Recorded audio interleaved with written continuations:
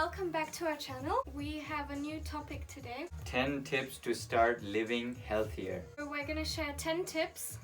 We've written 5 down, each of us. They might match because we haven't checked them, but we'll see. My ones are, it's not about just physical health, but also psychological, mental health. And tips that I would say are easy to incorporate in your everyday life for better health.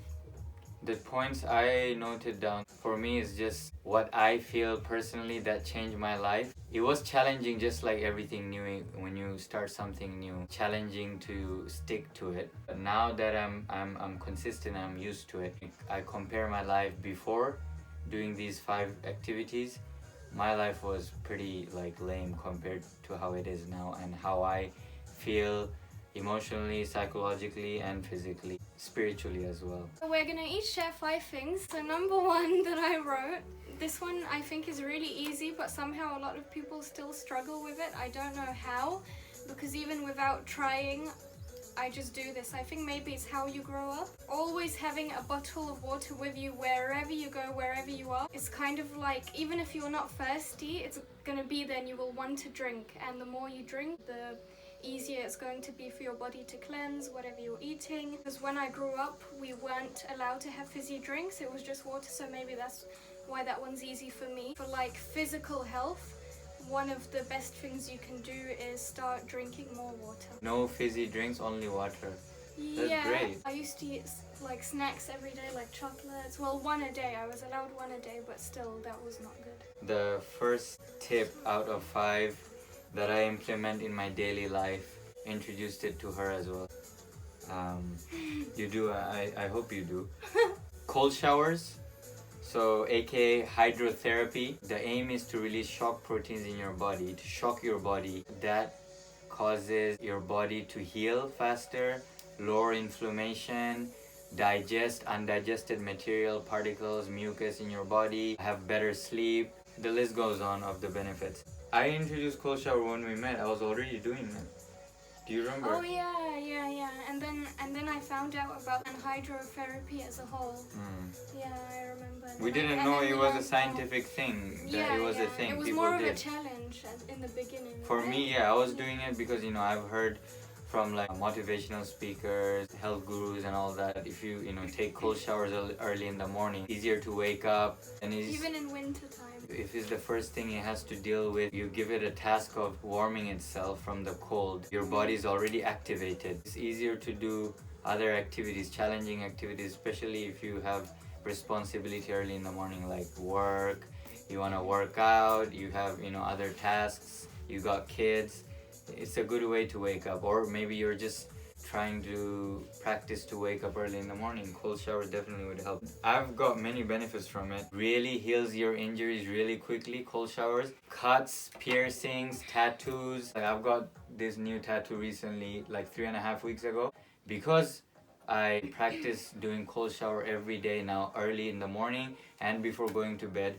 This thing, without any ointment, without any chemicals, without any medication, it healed on top of 2.5 weeks. The cold always had healing properties. When you get hurt or when you get injured, what do they tell you? Do they tell you put hot water, or do they tell you put a cold bag of ice? And even before going to bed, a practitioner called Ben Greenfield is basically a scientist of this generation, and he tests all type of products on himself, like CBD, marijuana, LSD microdose, different types of cold shower, hydrotherapy, saunas, and all the cryotherapy. He's an expert in that division. He's been on Joe Rogan as well, and from him I learned that taking cold shower, and I told you, I shared this with you, taking cold showers before bed drops the body temperature, and naturally your body, while you're in bed, has to recreate that sleeping temperature and warm up your body. So not only when you're sleeping, your body is able to heal all the inflammation you have within your body. Your body is doing a couple of things while you're sleeping, so it's active. By the time you wake up, you're refreshed. Yeah, I definitely recommend cold shower, and this is one of those things you can actually implement, and you will start seeing results within the first 1 to 2 weeks in your discipline, in focus, concentration, your body healing, sleep patterns, having deeper sleep. Your turn. This is something really simple and a really small change. It might be difficult to begin with.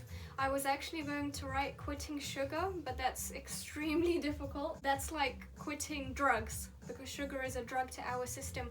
Our brain does not differentiate between legal and illegal drugs, so that's really difficult. But to cut down on sugar, if you drink tea or coffee, because I remember this made a difference for me. For example, I'm out somewhere or I'm on holiday and I can't make my own coffee and I don't know what's inside, and there's so many, not just sugar, but like sweeteners. Whether you're using brown or white sugar, it's the same crap. So carrying your own honey or your own stevia with you in your handbag. So carrying your own sweetener if you know that you might be tempted to have a hot drink. You done? Yeah. For me, number 2, I'm gonna try to keep it short. Skipping breakfast. That definitely changed our life. And Absolutely. yeah, like following the mucus-free. Stop it.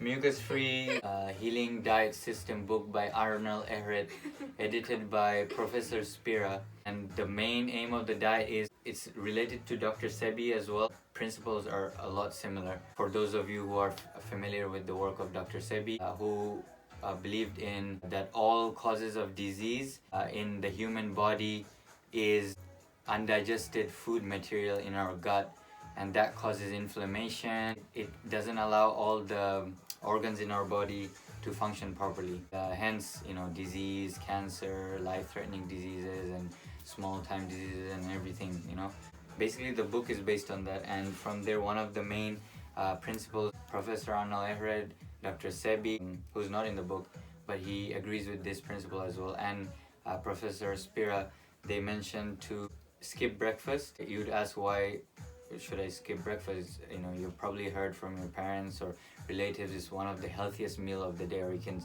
probably see it on fucking like health magazines or something, right? The reason is, it's pretty common sense. I questioned the same thing as well, but for me it was more like the book basically explained why to skip breakfast is basically to digest the amount of food that we have eaten from the previous day, because it takes for a normal human being 16 to 17 hours to fully digest one meal. So Not to just digest, but to run it through your body and to eliminate it.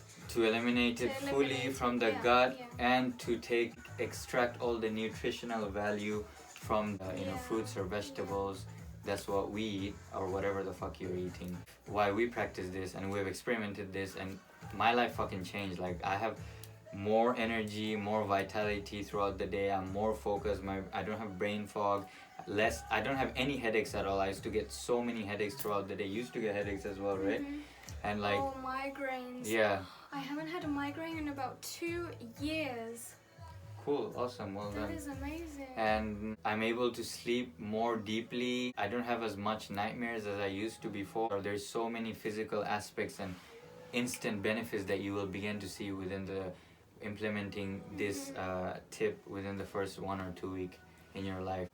And we can make a separate video on kind of step by step of how to get used to not eating breakfast, because it's not as simple as just stopping one day. It has to be gradual. Yeah. Otherwise you will fail, and it's just back on the old habits, back at it again.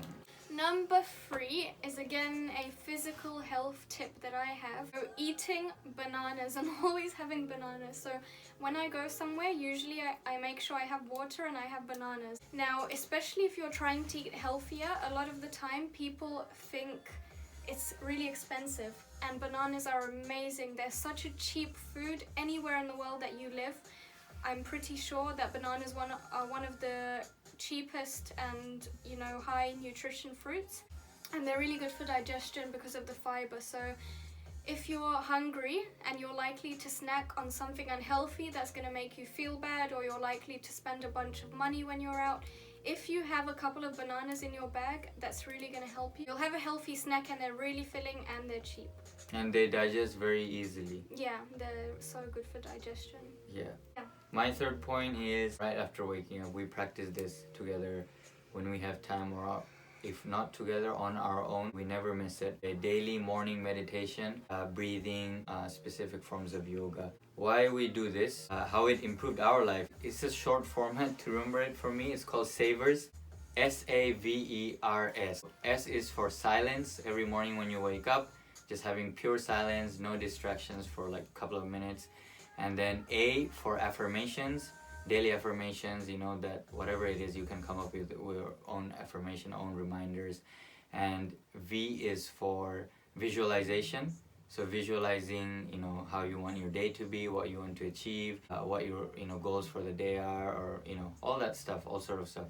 And E for exercise, you know, moving your body a bit, getting that sweat on, or even just, you know, moving around. We do yoga, which is our form of exercising, It's moving still the body. stretching, and Yeah. you get your body moving And instead you're of breathing, getting up and just. and you're using all your body Yeah, parts from the beginning of the day, of how it's naturally supposed to be, biologically how it's supposed to be. It's not natural for us just to wake up and be in front of the fucking computer or be on your phone, check our email. That's not the natural way of how we're built. To use the body back in the day to hunt, to fend off enemies, to gather resources, foods for our family, and all sort of stuff. So, you know, when you move your body, you exercise, it puts you in the you know, natural biological position. So automatically you'll have a better day.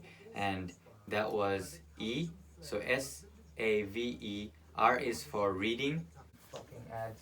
Just reading, like reading whatever interests you, like it could, Stimulating your brain yeah. to practice focusing and concentrating on one thing, because a lot of people struggle to concentrate. So if you read daily, that will improve your concentration. You gain knowledge, you're teaching Yeah, yourself of course.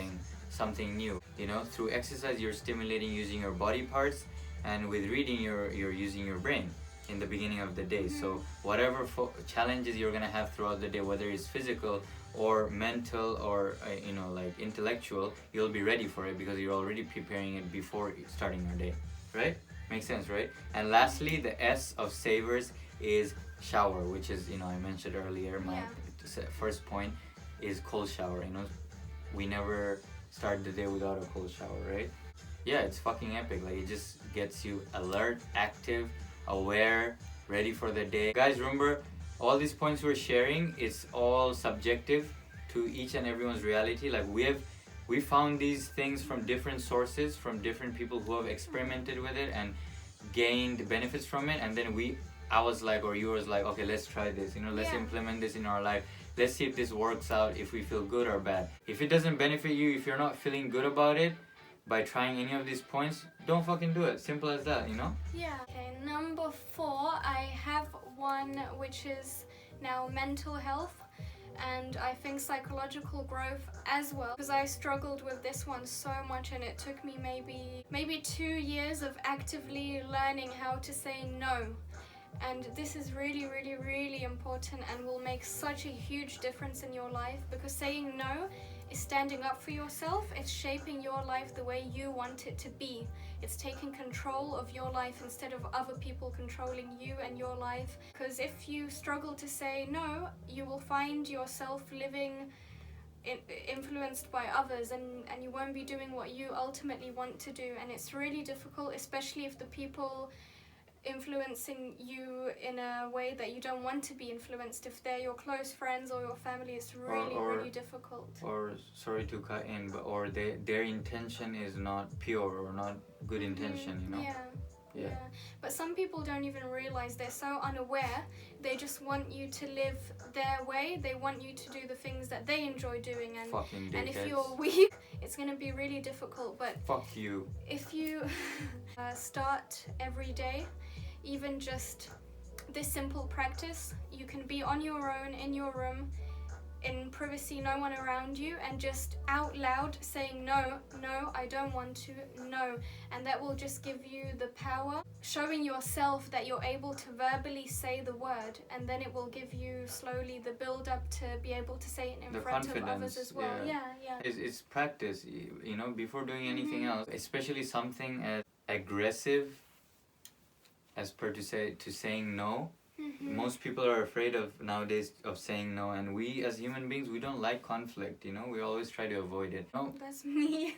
that's everybody, you know. I have those days too. Some you know? people don't care, but Yeah, they're sociopaths or psychopaths. yeah, but some people care more than others. Yeah, definitely. yeah, Like, which is understandable, yeah, you know. I feel like I that's get just it. my nature. Yeah, and that's I had okay. to really practice, and I still try to practice. That's why that self practice, just like the affirmations, you know, is very good as a reminder, day to day. You know, when you forget, when you're around certain people or strangers, you're naturally able to pick up like, oh, someone's saying this or suggesting this. Do I actually want this? No. It's easier for that no to come out from your being. You said it already. Like if you do it every day, like the physical response of just saying the word. You say it all the time, every day. All you have to do is say it, and the more you practice it, the more easier the better it will be. No, say no when you fucking want to say no, instead of being afraid of, you know what I mean, what someone's gonna say or the consequences. Yeah. It sounds a bit crazy, but yeah, it works. It works. And it's going to benefit your life and your confidence. So. Yeah, definitely, absolutely, 100. My number 4 is not mixing solid foods with liquids. Again, from the Mucus Free Healing Diet book, where we got this skipping breakfast thingy. What it did to me was I have more energy after I eat, stopped my acid reflux that I suffered from for most of my life, not digesting food properly, farting all over all the time, stinking up the house. I felt very self-conscious. And it's not even what you eat. Most people think it's what they eat. It's how you eat. And what you're combining. Yeah, exactly. I started having, again, better sleep, less nightmares, going to the toilet more. This is from the book again. We have so much undigested food and feces in our body that turns and rots inside our stomach over the years, over the months. And we're carrying that around, not even knowing that's rotting inside of us. I stopped mixing solid foods and liquids. You know, I started like I said, like going to the toilet more, and now I poop at least 2 to 3 times a day, which is the normal. If you Google this, you'll find it. For a healthy normal human being, it's normal to poop 2 to 3 times. But before, I used to poop just once, and I thought that was like healthy, like early in the morning, and it's not. It's not enough to get rid of all the shit that we. Can you imagine? Like we eat. A normal human being in this society eats 3 times a day, breakfast, lunch, dinner. Minimum. And then you're shitting just only once. Like, what's happening? Where is the rest of the food? It's fucking stuck inside, you know? We do this, we practice this for the last couple of months. Whenever we're eating, if we drink water, we don't drink anything else usually. We drink water, filter water. We drink 15 to 20 minutes before eating solids. So drink, wait 15 to 20 minutes, eat whatever we're gonna eat, fruits, veggies, and then after eating, wait again a solid 15 to 20 to half an hour, depending on how we feel as well. Some days it's longer, some is less, you know what I mean? Depends on how much you're eating, what you're eating. Like if you're eating fucking potatoes and salads and all these other mixtures, obviously I wait like 30 to 35 minutes. But if I'm just eating fruits, cherries, just bananas, quicker digestion, hence I can, you know, dump the liquids, the water quicker, and they don't clash in our stomach because water liquids are digested faster, obviously common sense, compared to solids, which are broken down into, you know, different smaller particles for it to be digested properly. And if you drink and then you immediately eat, is this right? Am I making this up, or are you asking is this me? true? Yeah, is this? I remember either you told me or I read this somewhere.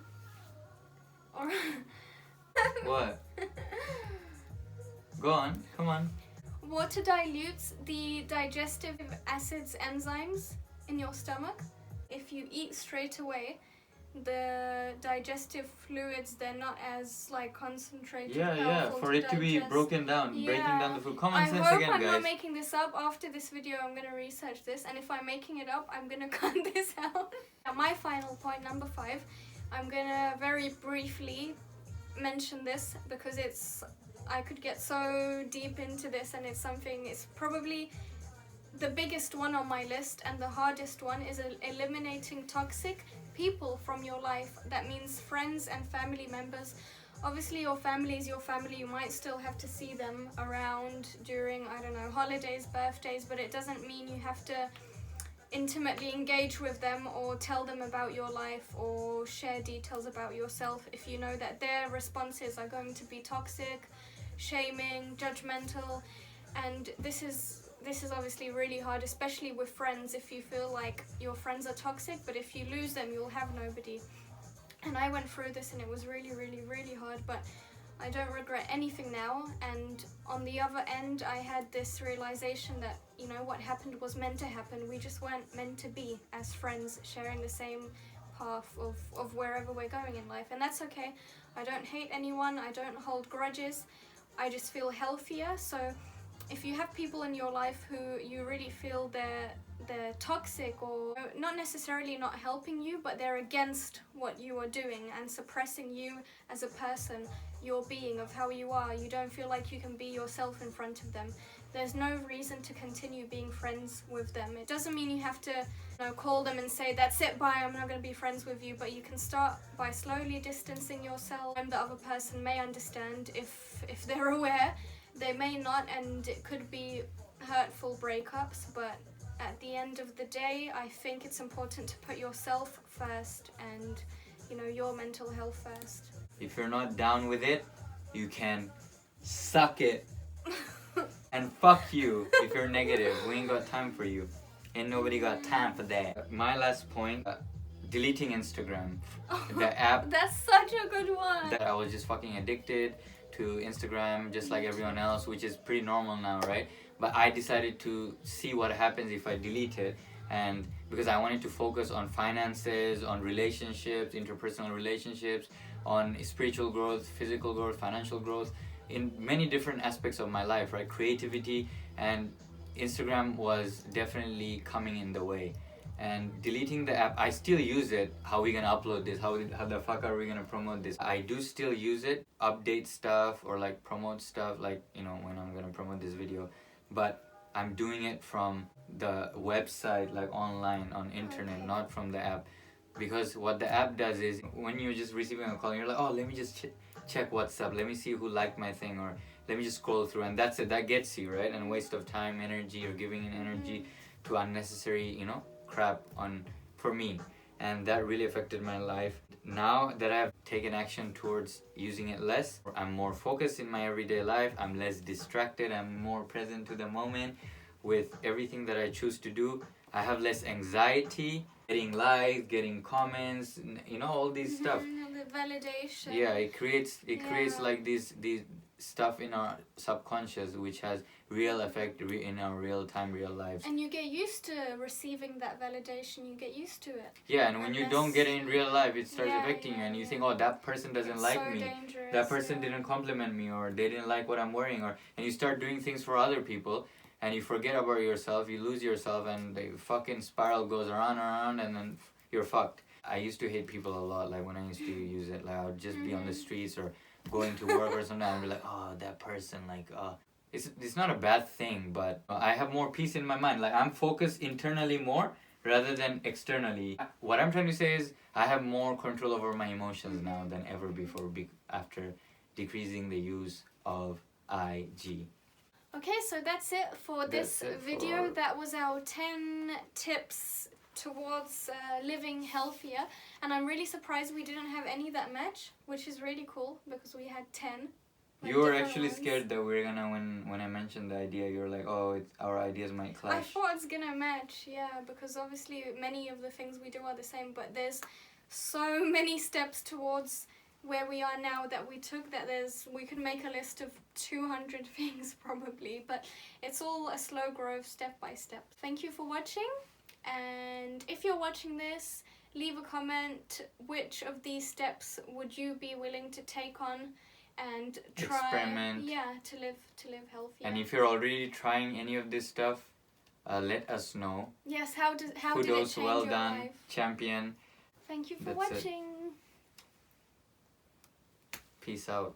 Peace, Afro Greece.